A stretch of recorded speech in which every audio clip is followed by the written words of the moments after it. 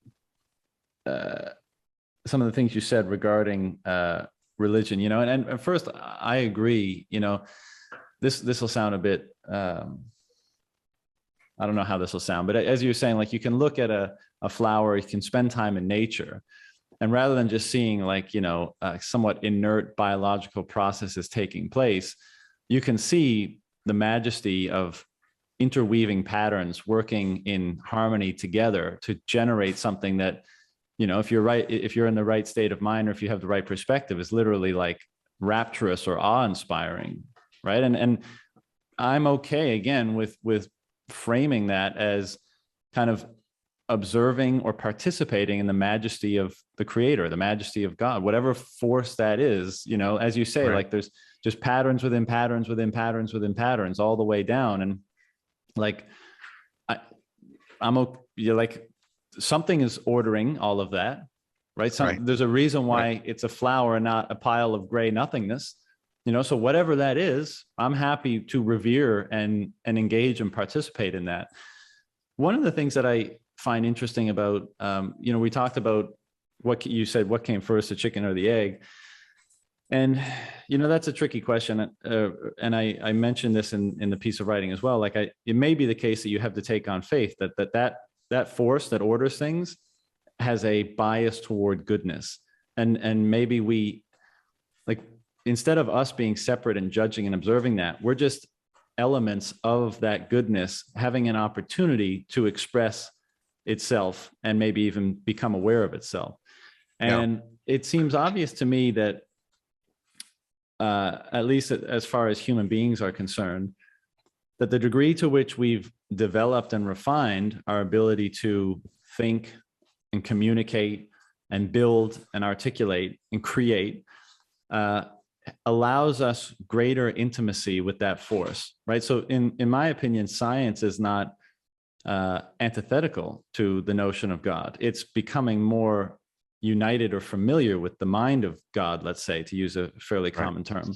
And that's why, like, you know, we see, you know, the notions of God or spirituality of, you know, hunter-gatherers and cave paintings is very different than the notion of the early Christians and how that system of faith has developed, and probably very different than whatever is going to be prevailing 50,000 years from now. And I think the reason for that is that the landscape of meaning and the way we articulate things and how we communicate and construe what we're thinking and how we create it into the world is constantly changing. And it's a never-ending feedback loop. And so we can't resist the process of things evolving or becoming more refined in our minds. And as a result of that, how we articulate and how we express them is going to be different. And so when I see different faiths emerge throughout the world in different times, be it Taoism, Hinduism,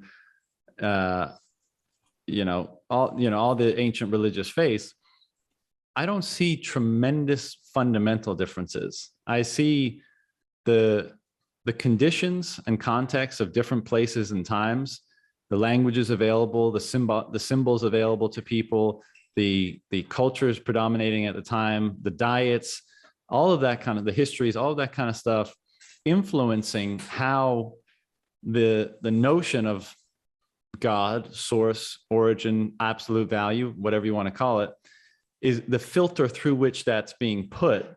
And as a result, it's taking a different shape in a different place and time. Because to your point earlier, saying like if it really is absolute, it's one or the other. It's not a multiplicity. But I think that the differences are in typically a matter of expression, not kind necessarily. And so this is why I'm receptive to the idea that there's well, perhaps we're participating in, and perhaps we're involved in a current process during our time, and likely, well, perhaps never ending, of refining how we establish a relationship to that thing. Because the benefit of doing that is, to borrow a Christian term, building or manifesting the kingdom of God on earth through our own actions, expressing those principles in ever greater high fidelity form into the world, such that we may experience it in in greater glory, Right. let's say. And Right. yeah, so I'll throw it back over to you. Yeah, I mean, I think there's something to be said about so many of the the ancient faiths, as you call them, expressing similar values. I don't think that's random, right? And I think that's noteworthy, right? And if people who don't know each other, geographically isolated, came up with the same conclusions about how to, let's call it, living morally, and then how we should behave on Earth, regardless of kind of what the afterlife might look like, because there are differences there, obviously. How we should behave now in the present, being oriented around the same values, let's call them. I think there's something there. What are the odds that people geographically isolated with completely different belief systems, with completely different histories, kind of land on the same set of moral values? That is, I think that's an interesting point. I think the other example here that I think is noteworthy is Gandhi has this famous quote, and Gandhi was obviously Hindu. He practiced Hinduism. He says, "If it weren't for Christians, I would be a Christian." In other words, he took the Bible, kind of studied it, almost as an academic exercise, and looked at the teachings that the Bible had.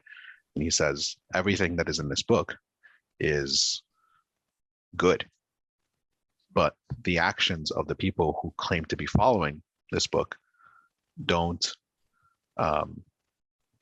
reflect that. And so there is this, I think, there's this, I think, truth in that, what is true, what is good, what God is, what God intends for us is one thing. Then what we choose to do is a completely different thing. And if it wasn't for that dynamic, right? If we would automatically do what is good, right? If we look at it from kind of the prototypical evolutionist standpoint, that this ideology developed over time because it allowed for people to be the most able to survive and kind of keep their offspring alive and keep going, right? Where people kind of choose to work together for the greater good, and kind of like the sociological view of evolution is how these values came about. And if you compare that with if we didn't have a choice to be good and to do good and to live according to a specific set of values, if that choice wasn't there, if it was evolutionarily predispositioned, I think that takes away the notion of freedom, free will. And without, I think it goes back to that, right? If we don't have a dichotomy, if we don't have a choice, if there is no evil, there can't be good, right? Like the existence of evil is measured by the existence of good. And that is, I think that is above kind of the practice of religions and above it's almost a higher order value, right? We can't possibly be good if we don't have the choice to be good. And if we don't have the choice to ascribe to a certain set of values, they're not values at all, right? And I think in your point about, as I was going through your article, in your point about the need for faith, I thought a lot about this, and I don't know that I have my thoughts completely positioned and ready to kind of be discussed, but I think it's the other way around a little bit. What I mean by that is, if it, how I can phrase this, if we make the assumption, like you say, that this entity, this higher value, this being, this deity, God, has a tendency to be good, right? If we just call that a faith, right? Does that take away from it? It goes back to the point of, can there be choice if that deity tends towards good? In other words, the existence of a deity at all, I think, precludes the ability of that deity to not be good. does that, I don't know if you're following my thought there. Like if God exists, God has to be good. It's not a faith thing. I think the faith portion of it is more so, can be attributed more to the existence of God, and I don't think it's a matter of faith at all, right? Because we talked about that. I think it's more logical than not that God exists. But if a God does exist, God has to be good. I don't think we have to make the it's not a leap of faith, I think, to say that if God exists, he is good, or he is goodness, or that being is the supreme good. That to me, I think is worth kind of picking at a little bit more, because I think it goes back to the chicken or the egg. And I think if you believe that God exists, you can't believe that God exists and God is not all good, based on everything that we see, right? Based on the existence of the world, the solar systems, the good that is manifest in the world has to reflect its creator. And I think there's something deeper there that perhaps with more time we can dig around and tease it out a little bit more. But I don't know. What are your thoughts on that? Well, I mean, first of all, we're dealing with some pretty large speculations and topics here. So of course, sure, that is what we're doing, speculating. I think, if I'm hearing you correctly, and this kind of lends itself to the way Peterson had articulates some of his work and perspectives, is that, maybe not to make the distinction, like God is the force of good order, right? And therefore, like it's not anything other than that. Like it is the order, it is the force that produces order that is good, something like that. And to your point about free will, I mean, I think, and also, like, whenever we have these conversations, I mean, even the use of the word God, like it's obviously so contentious, and people have so many different definitions around it. It makes these conversations, we have tried, we have, it makes them difficult, and we have to appreciate that. But Sure. But I think it can also be I mean, I don't think these two things are contradictory, where you say if that is the case, you still have free will. It's just that goodness is the ultimate judge of your own.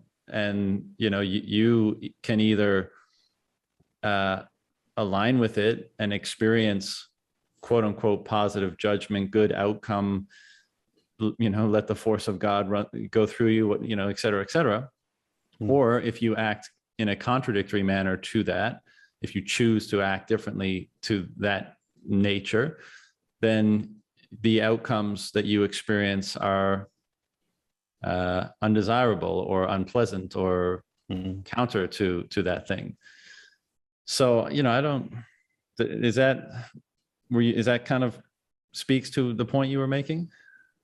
I think so. I think that to your point, it's a complicated topic, and it is speculation in the sense that we can't know for sure, in our current forms anyway, what that looks like on the other side, and we can't measure it. Therefore, we can't say objectively or definitively this is the way it is, or this is the way it's not.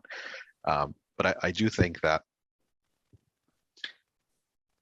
I think that there is, like, the existence of good and evil as distinct things, and those are, whether they're moral or whether they're objective or subjective. I think the existence of two distinct forces of good and evil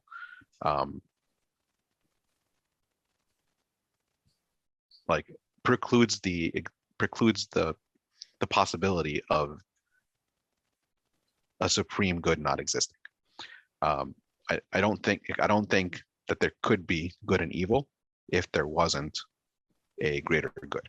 I think it's a bit of a dichotomy, right? Like, you can't have, like, if everything is if there is no God, if there's no greater purpose to life on earth, where we die and it's done, right? There's no more John, there's no more Rowais, there's nothing, right? We come on earth, live on earth, you die, and all that is my existence, all that is your existence, all that is everybody's existence goes away. I think that can't exist if there is no good. If good and evil don't exist, you can't have that. Yeah. And so it goes back to like the nature of the world and our life, and what is meaning, what is our purpose here on earth, why are we here, where did we come from, where do we go? Like, if you believe in the existence of good and evil, that means there has to be a final there has to be a final destination. Things can't just be. I don't know how to I don't know how to put it into words. Like the idea that, and it goes back, I think, again to the Reformation and the reason why people swung, I think rightfully so, the complete opposite way of the teachings of the church, is you kind of get away from moral accountability. And if there is no judgment, right? If there's no consequence to the choices that we make here on earth, that becomes a much more, it becomes a much easier thing to kind of structure your life around, because then I don't have to worry about the consequences of my choices. But that is, if you kind of look at the laws of nature, and again, Saifuddin goes into great depth about this in the idea of time preference. But if you look at the laws of nature, every action has a reaction, an equal and opposite reaction. There is no such thing as, a free lunch, right? You can't just make choices that don't add up to an outcome, right? Every choice that we make has a consequence. And this is observable in all of nature, not just in our human action. And so, if we ascribe the notion that there is no existence of God, or there's no existence of a deity, or there is no moral accountability for the way that we choose to live, if all the moral accountability that we have is just on earth here, then what's the point, right? Because in the long term, to borrow a phrase from Keynes, right, in the long term we're all dead, right? Like, so what does it matter how we act here if all that it would translate into is just earthly, materialistic outcomes? It can't just be that. We can't think that there is good and evil and think that all our actions will have their outcome in our lives. It doesn't compute, because we would then all just live like animals, right? We would just be completely immoral and kind of each man for his own good. And even if you subscribe to the notion that, if you make good choices, you'll have better outcomes as a society as a whole. Yeah, but that notion, that urge to just live in the moment, live in the present, low time preference will always win, because there is no higher time preference, because there is no moral accountability for how we act. And so I think you can reason away into the existence of God just by how things are, and by the existence of just good and evil, and the implications of that. See, my take on what I think you're getting at is this: like, it appears to me that action is not even possible without an a priori value framework, because like you said, for every action there's a reaction. I agree with that, but you can't make a determination about taking any action, be it good or evil, without some kind of value framework to cause you to take that action, unless it's completely unconscious instinct, let's say. But even then, I mean, there's possibly something that underlies that. But let's just say in the realm of right. human action, you need an a priori value framework. And so the what I put forward in my piece is, and I admittedly I need to probably write another piece to really flesh this point out, but I make the assertion that consciousness requires a orienting value to function. And it may be the case, or it seems to be the case to me, that the very purpose of consciousness is to discover God, because you need an orienting value for consciousness to function, right? That's the value that helps you determine action. That's the a priori value framework.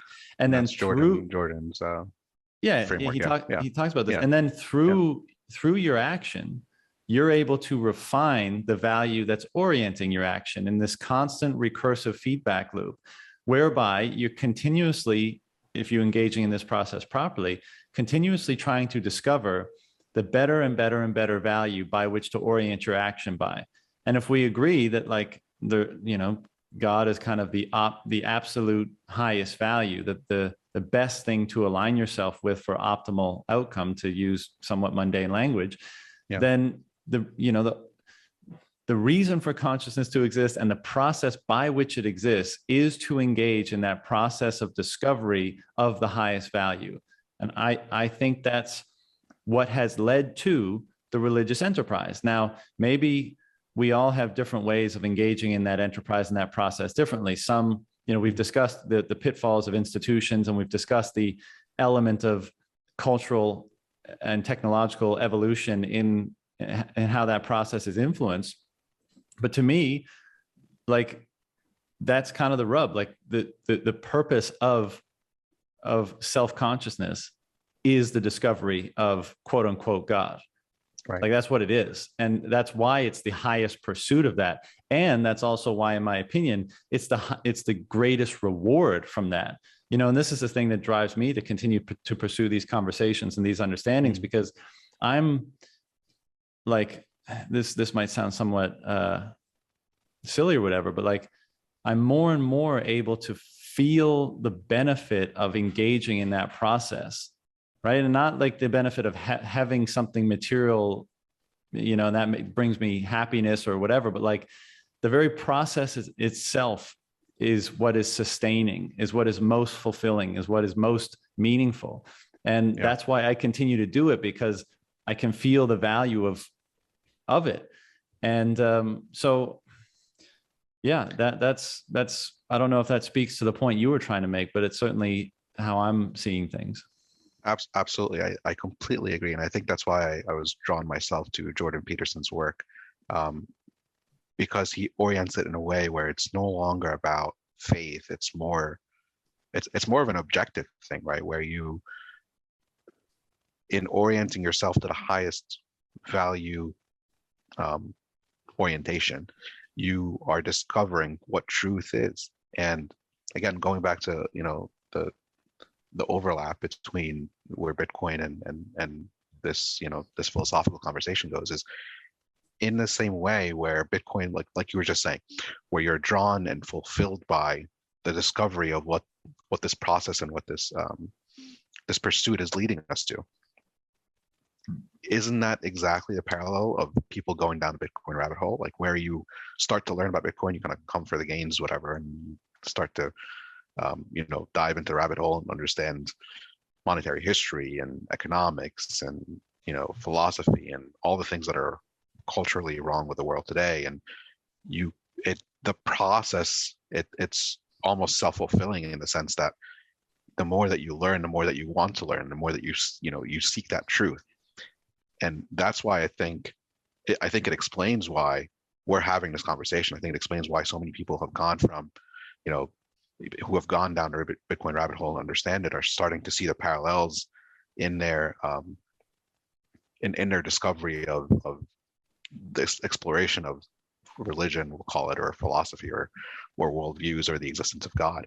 I think it's one and the same, because it's truth, right? Because the seeking of truth becomes the most fulfilling and the most meaningful thing that we can explore. And I think one of the things that caught my attention is actually one of the reasons that I messaged you on this to begin with, was in your conversation with the first one with Laser Hodl, where he explores the idea of the overlap between free will and money, where I think, and maybe this was you, it was a 3-hour conversation, forgive me if I'm getting the person wrong, but it was the idea that you could, if God exists, and if God is good, and if God is everything that we as Christians ascribe him to be, you get to the point where you have central bank digital currencies, kind of the great evil, where that restricts the freedom of choice, right? So far, God has been, I think, largely kind of uninvolved in, human choices and our plundering of each other and all that. But if it gets to the point where, with central bank digital currencies, the freedom to choose to do good, or the freedom to choose to be good in spite of being pushed in a certain way. If you lose that freedom, if you lose that freedom of choice, if you don't have freedom of choice, you can't, you have nothing, right? There's no free will. If you take away that free will, I think Laser, or you were making that point. If you take away that free will, is that the point where, God, let's call him, comes in and says, no, no, no, no, no. This is the point at which I will draw the line and not allow for humans to go down this path, because then there is no choice, because you take away that choice and then people can't make choices anymore. And I think there's something there, and it's a crazy notion to have thought about, but I think the way that you guys framed it in that conversation, crazy notion to think about as a Christian, I should say, from my kind of worldview, because God doesn't interfere in humanity anymore, and doesn't create things that we could, it doesn't anyway. So that's the reason why I'm calling it crazy. But I think there's something there. I think if we don't have free will, which is what central bank digital currencies would be the culmination of, then there's no choice. And I think that is a complete change in the way that in our life experience, in the way that humanity would work. And so if there was a point at which God would interfere, this has to be it, right? If God, the deity, whatever, this would be it. So there's something there too, I think. Well, one of the questions I wanted to ask you earlier, and that I find interesting and potentially somewhat of a monkey wrench in adherence to individual particular religious faiths, is the idea of revelation. And I first of all, I mean, who knows that every thought and insight and epiphany is not a revelation? I mean, where do these things come from? Like when you have a deep insight, when you have a dramatic change in perspective, when you have a mystical experience, all of these things, I mean, right. Why is that happening, and where does it come from? I mean, this kind of gets to the discussion about consciousness. I mean, are brains receivers or generators? And that's an interesting question. I mean, I don't know the answer to that, but is everything just locked up somewhere inside of you, and it's a process of just discovering it within you? Or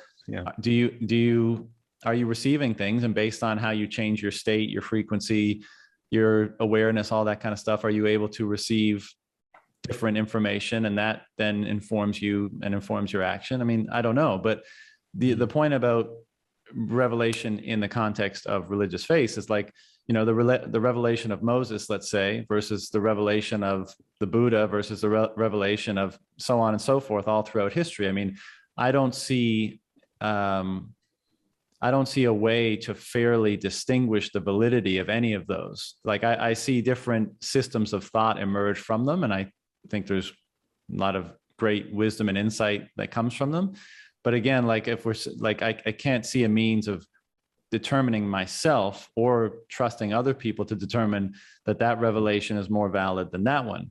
But to your point about what's happening today, and I make this point again in the article, is that, I'm actually, I don't want to be disrespectful. So we'll say someone like Moses, or a revelation in another faith, or even Moses, if you're not, if you'll allow me this for the sake of example, please. To say that, Moses goes up on the hill, has revelation, comes down with these principles.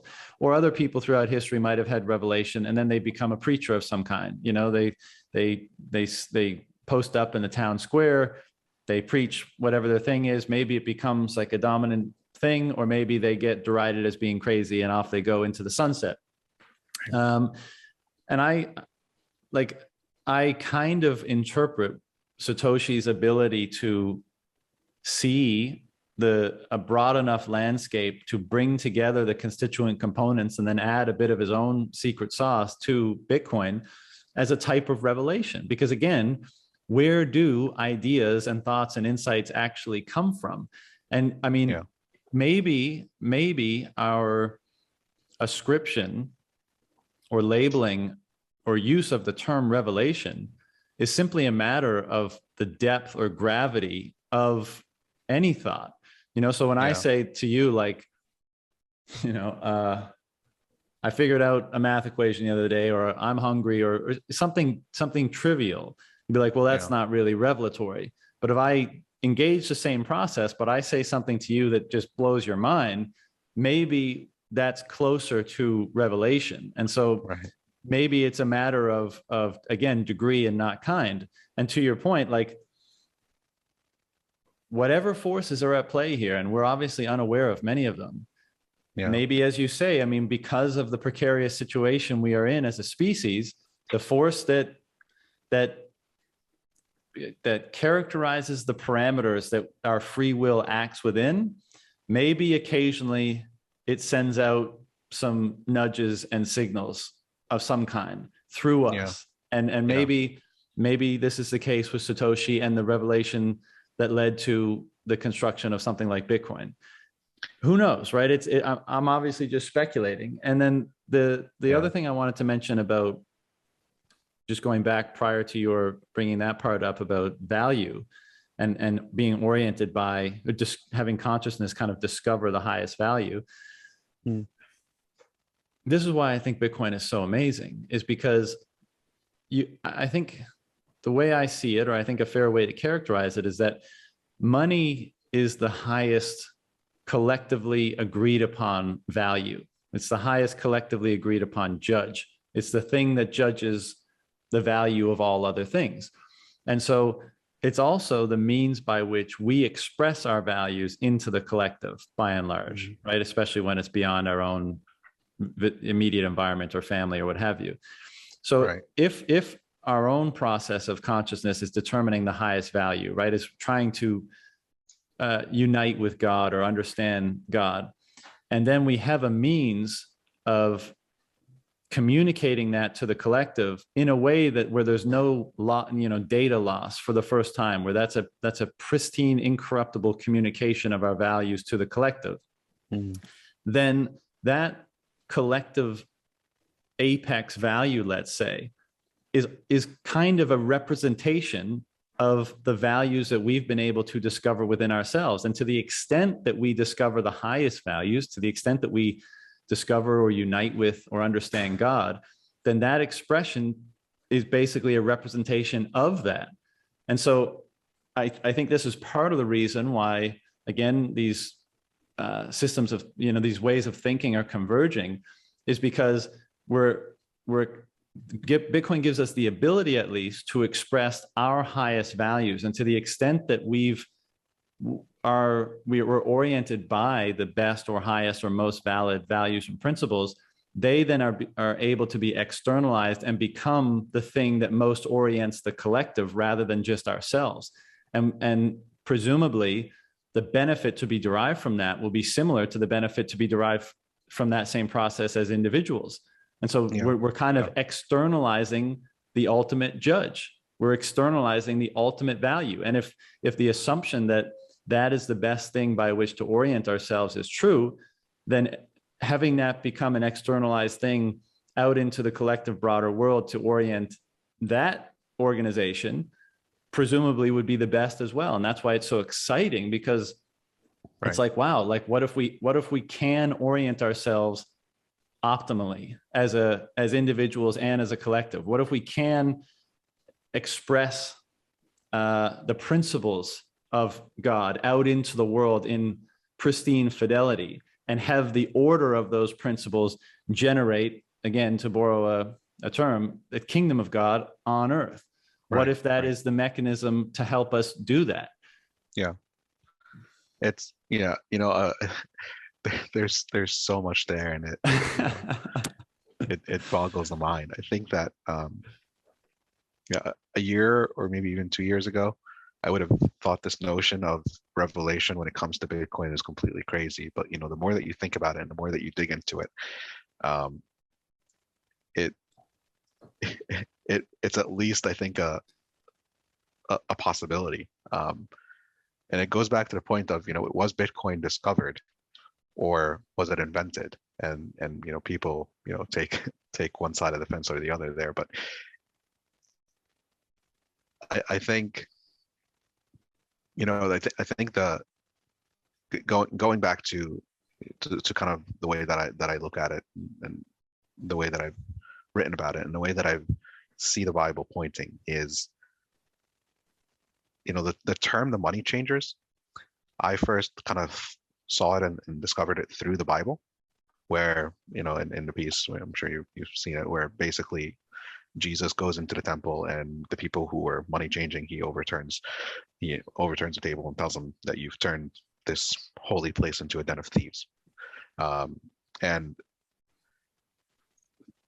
that, I think that term money changers was also found in many of, as I'm discovering, in many of the Austrian writings, and many of the people who there's this I don't know if you've ever seen it. There's like a 3-hour documentary on the history of money called Masters of Money on YouTube. It's worth looking into it. It's made in the 90s actually, and they call the central banking cartels the money changers throughout. It's like the most repeated, I think, phrase in that entire documentary. But the idea that I look at Bitcoin as a tool, and so to me it is man-made in my mind, like the internet, like hammers and paintbrushes and all other tools. Do we invent tools or do we discover them? I mean, the existence of it was the internet a discovery or an invention? And I mean, if you really boil it down to its fundamentals, and it goes specifically for Bitcoin, it is information. Do we invent information or do we discover it, right? And you're flowing information through communication channels, what you're doing with Bitcoin or the internet. And where is the distinction between man-made tool and kind of enlightenment or revelation, to use the term that you used, where all of a sudden you don't have something and all of a sudden then you have it? You could even draw the same parallels to calculus and algebra, right? There was a point in time where we had no understanding of calculus and algebra as a way to solve complex mathematical equations. Math itself, right? Math always exists, right? Math is math. Numbers are numbers. It's fundamental truth. But at some point we discover it. And so is math a tool or is it truth? What is truth? And where do you draw the line? And is it, and that's why I say I go back to the point of like, at some point I would have called this crazy, but now that the more that I think about it, the more that it's at least in the realm of possibilities, where as we dig through to use the words that you use, as we dig through and we try to find this higher value purpose or the higher value orientation, the more that we discover it and the more that we reflect it out into the world, and the more that we holistically as humans get closer to the truth. It's it's mind-boggling. It hurts to think about. I don't know if there's that huge a distinction to draw between discovery or invented, because all of these things are just figuring out ways that make things work in relation to how our minds work and how the material world works. And like, I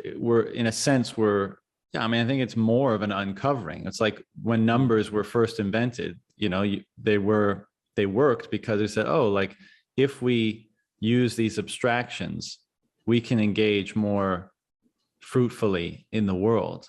Right. Okay, so we'll continue to use them, and the more we abstract, the abstraction ends up revealing itself to us in a sense. Right. And obviously we participate in that, which gives it a sense that it's a discovery, and maybe it's not right to characterize it as one or the other. It's this kind of participatory uncovering of the potential of existence. Maybe that's it, or participatory uncovering of the mind of God, as we were saying before. In a sense, I think in a sense that like the difference, at least in my mind, the way that I'm making a distinction in my mind, and maybe there isn't a distinction to your point, the discovery of, let's say, math, to just keep it away from Bitcoin for a second, just to agree on kind of the notion, math exists whether or not we discover it. Whereas, Does it?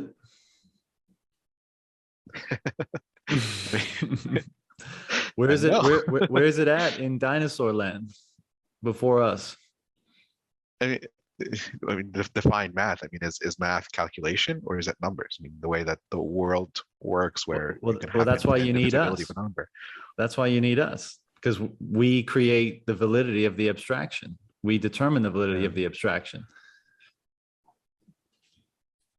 yeah. I don't know. Yeah. I mean, it depends on how back you want to roll it, right? There was a, let's say there was a period of time on Earth where there were no humans. I don't know if that's the case, but let's say that that's the fact. Math exists in the natural world, whether or not someone is there to discover it. It's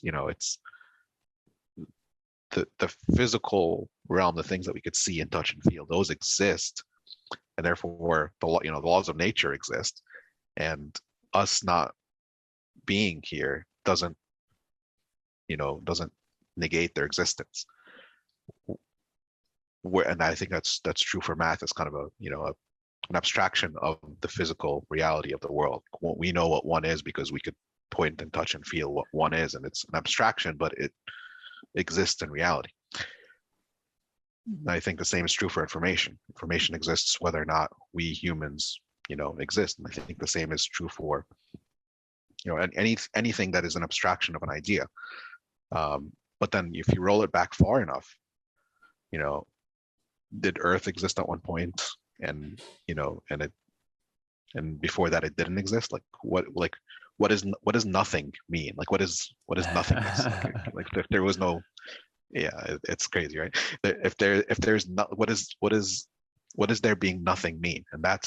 Is everything is an abstraction, right? Is everything come into existence, and therefore it, whether or not we exist, does it exist without us?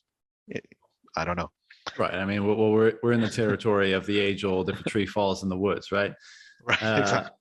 But I think my reflexive response is that math is a means of interpretation, and the validity of the interpretation, I think, infers something more deeply truthful about the world, as we've been discussing, right? This is why I don't think there's such a dichotomy between science and the enterprise of discovering the highest value, or God.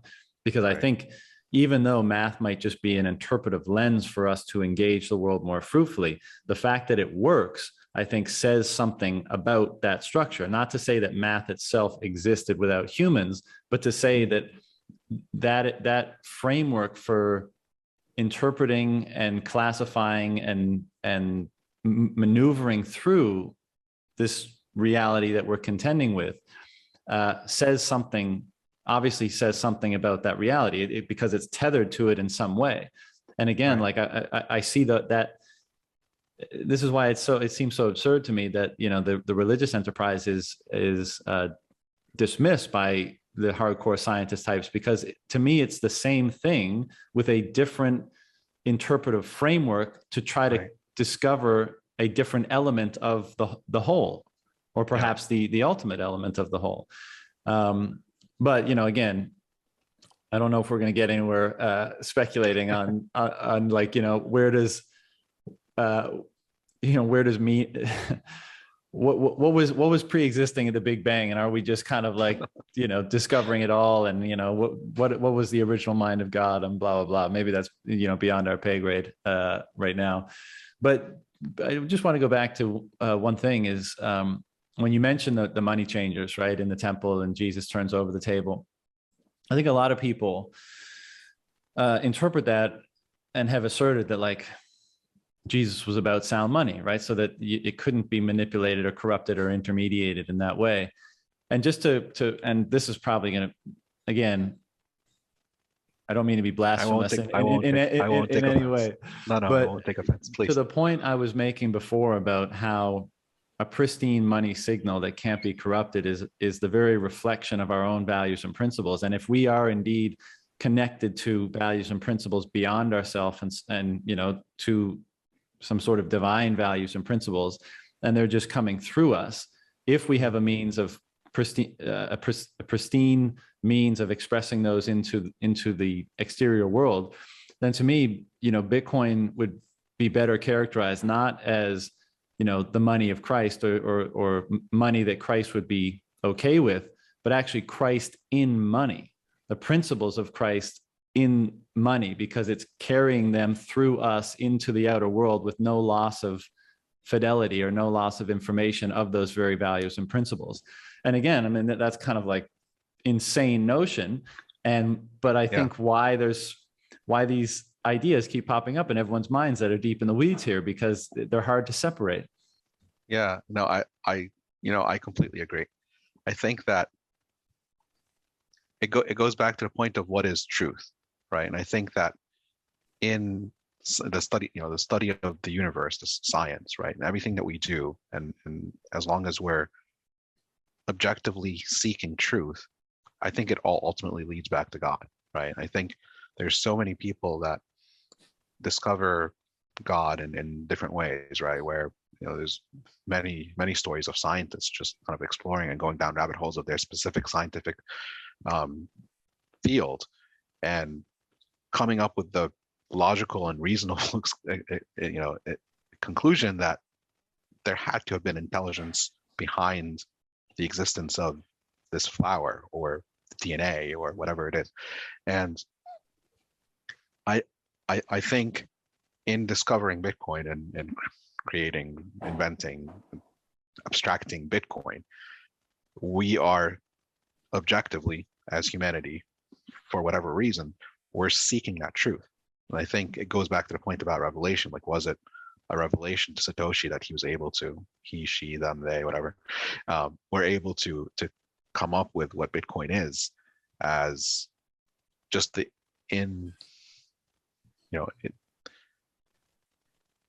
basically inevitable conclusion of seeking truth in the best way that we can in the most meaningful thing, which is value, right? How we value things. Was that an inevitable way of discovering truth in value exchange? And I don't think, again, I think going back a year or two, I would have called this completely, heretical, but I don't think that that's the case. I think science, discovery, objective truth seeking leads us to God, regardless of what who you deem God to be. I think that truth is objective, and I don't think there's denying that. And I think as long as we are able to seek that truth without clouding our judgments, without involving bias, the more that we seek that truth, the more that it becomes self-evident. I think it goes back to where we started the conversation. Bitcoin is, right? The truth is, and we can take a roundabout way through many generations of fiat money and find it that way, or we can seek it and find it right away. I think ultimately all roads lead back to truth over a long enough period of time. And I think the reason, tying this back to kind of the higher value and why this matters, right? Because you've mentioned this before, and I think the notion on kind of, Bitcoin Twitter, at least the outspoken notion, is that, keep Bitcoin to money and economics. And I think that's so misguided, because I think ultimately, and you mentioned this many times, and I'll try to be as eloquent as you in describing it, but I think, what we profess, everything that we do and say and see and understand and seek, the way that we formulate concepts about what the world is and how to orient ourselves is, it is inevitably affected by what we view our purpose is and whether we believe in the existence of God or not. You can't have that fundamental question in your head not at least a leaning in one direction, and you orient everything else that you do around that. And so it is so crucial, especially if if Bitcoin goes to where we think it is and how the world will orient themselves around that truth. I think it is of the utmost importance to think about and start to formulate our thoughts around what this is and why things are the way that they are, because the world that we create coming out of the other side of whenever this plays out, will depend on that, on our view. And I'm so glad to have, to have this conversation, to see that people are starting to think about that. Because more important to me I don't think personally at this point in my kind of Bitcoin journey, I don't think it's a matter of if Bitcoin is going to continue to exist. It's more about the so what, right? So this world that we're going to get into, and the implications to society and nature and what we do, is the more important conversation to be having. And I think that is ultimately about values and about how we orient ourselves in this world. And if we're not having conversation, if we just completely ignore this, it's almost like an elephant in the room, right? If we completely ignore this, then we can orient our values around Bitcoin all we want, but it's the so what. It's okay, so we have this value exchange that is completely incorruptible, but what are we here for? What are we going to try to do? What, is it, do we just live life on Earth and, we get to a point where we have complete, general artificial intelligence, as Jeff Booth talks about, and we don't have anything to do with it, and then what, right? And if we don't go down the path of seeking truth and seeking discovery and creating good, right, as opposed to just, pleasing ourselves and being completely egotistical, that's a scary outcome. Like, I don't think that part of history is written yet. I think the part where Bitcoin becomes the value exchange mechanism for the whole world, that to me is clear. And I think it's inevitable at this point. But what we do with it, I think that part is where we really need to start to focus our attention. Yeah, I agree very much. And I think, this is the process of determining how to engage this thing, right? And so I don't hold it against people, but to your point, when people say, like, can we just leave this in the economic or monetary realm? I feel like my response to that, it's such a contradiction, because the very reason why you think this thing is valuable and special is because it coheres with values and principles that you hold. Right? The highest values and principles you hold of, let's say, freedom, individual sovereignty, truth, fairness. Like the whole reason why you value it at all is because it's communicating with those very principles inside of you. And the question then becomes, where are those principles inside of you coming from? Why are they the ones that you hold up more than all others and orient your behavior around? And as a result, and because of that, you're able to identify them in another object, i.e. Bitcoin, and revere it for that very reason. So you can't separate it from those other domains of inquiry in terms of those values and principles, where they come from, and what the validity of them are for orienting yourself, because you're explicitly communicating that you value them pretty much more than anything. If you're a hardcore Bitcoiner, you're all in Bitcoin, you're saying, oh, these values instantiated in this thing are deserving of the utmost of my value and attention. But you're failing to recognize that for that to happen, they have to already be elevated inside you, like internally. Yeah. And the question is, well, why and how? And, how much of an understanding do you have of that process? And so, I totally agree with you on that front. Sorry, on that note, I think you just reminded me of something that I kind of been floating around my mind that I think is another interesting parallel to all this, is the phrase "I will die on this hill" obviously existed before Bitcoin and will continue to exist regardless. But the idea that, we believe in this so much, Jack Mallers, I think, popularized the phrase last summer. But so many other plebs, we say that we will die on this hill. It's because we believe in it so much that the existence of the world and the existence of society and the existence of everything else that we value and hold dear in life outside of that is almost irrelevant, right? Like, if I don't know, Bitcoin's hope, right? If preaching to the choir, but if you can imagine a world now without Bitcoin and where the world is headed, and I have 2 children, what the world would look like for them and their children, that is so hopeless and so bleak. And so I will die on this hill because I think it is the most important and the highest value thing. And this is no different, I think, in our Christian tradition, in the Orthodox Church, we have a big slew of martyrs, people who literally died on that hill. And so you can look at Christianity in general and look at all the people who died for Christianity or for that that belief, and say what makes someone willing to give up their life for a specific set of circumstances. And it wouldn't be, at the very least, regardless of what you think, of Christianity or God existing or not existing, it wouldn't be possible if they didn't value it so much that life would be hopeless without it. And I think there's something there where, the idea of dying on this hill of Bitcoin and orienting ourselves to the highest order truth that exists, both kind of spiritually and in the physical realm and in the world, I think there's a parallel there too.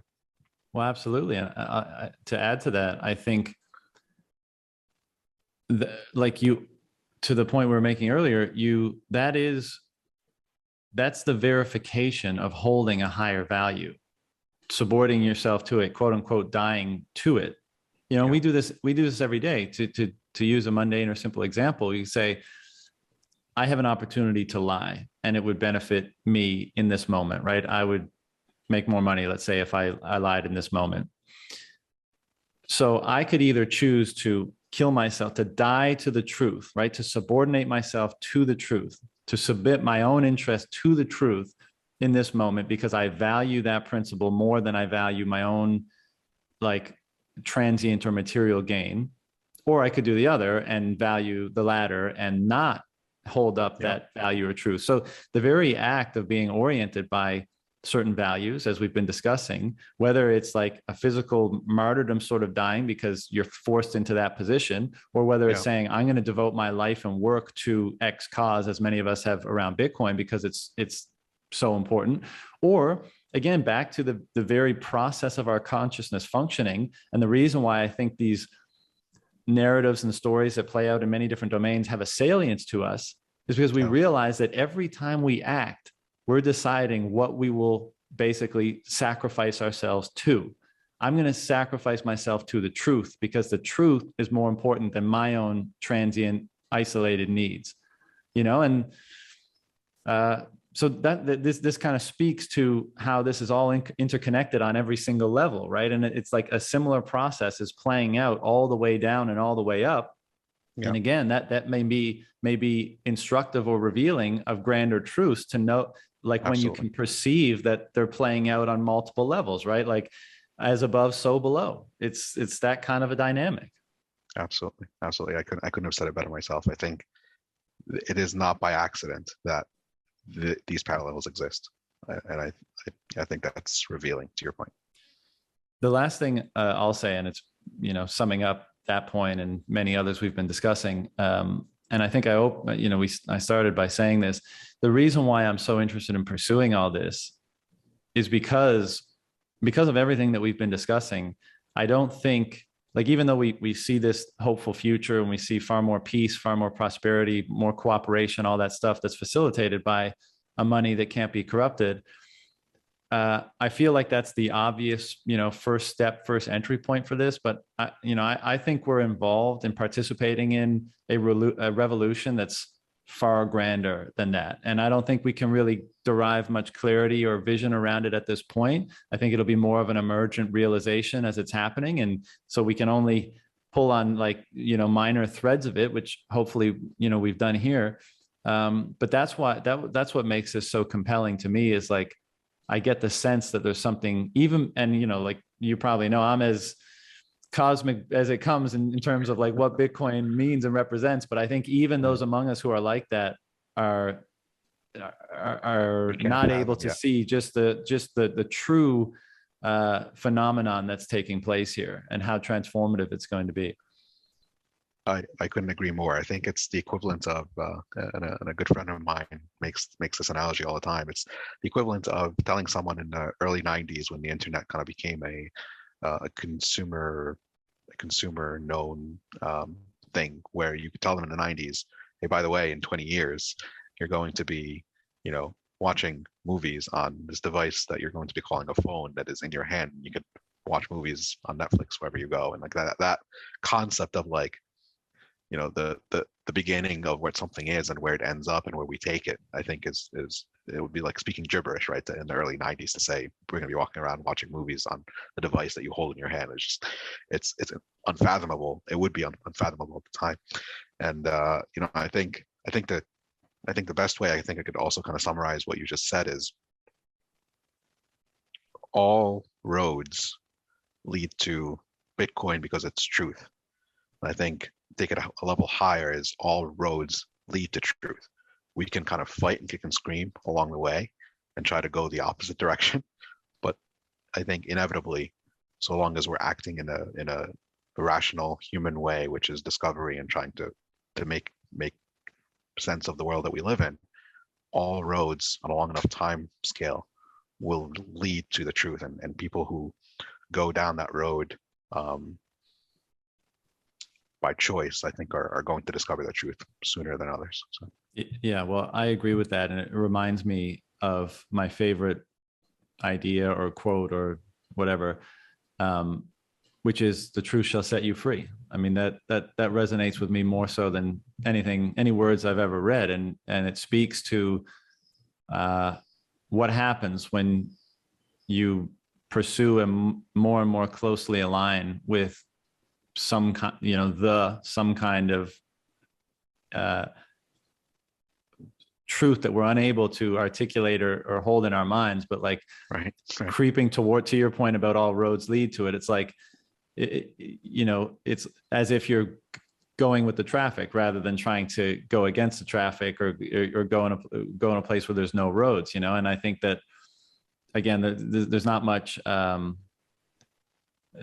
useful insight or actionable insight to derive from just saying that this is a meaningful quote, but for whatever reason, it has been, and it's definitely one that I think about often because I'm as I pursue understanding Bitcoin and understanding and connecting these grander, disparate fields and ideas and systems, I feel more and more the truth of a quote like that. I feel, you feel the liberation that a greater understanding of truth can provide. And maybe it's all a delusion. Maybe there's something else going on there, but it doesn't feel like it.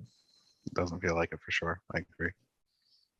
Rowais, this has been awesome, man. With your approval or consent, I'd love to, I know we didn't necessarily do this to publish on the podcast feed, but I think it was an interesting and useful discussion. So if you're up for it, I'd love to publish it. Yeah, no, please. I think the more that we could spread the signal and the more that we can get people comfortable at least thinking about these topics, the better off we'll be. So yeah, if you feel that it's good enough to share, by all means, don't let me hold you back. Awesome. Well, man, I appreciate the time and the great conversation. Are you going to be in Miami in April? I was about to ask you that. Yeah, I plan on getting there Wednesday night. Awesome. So, well, we'll have to hook up and continue the conversation then. Absolutely. Thanks so much, Sean. I appreciate your time. All right, brother. Take care. Take care. Bye.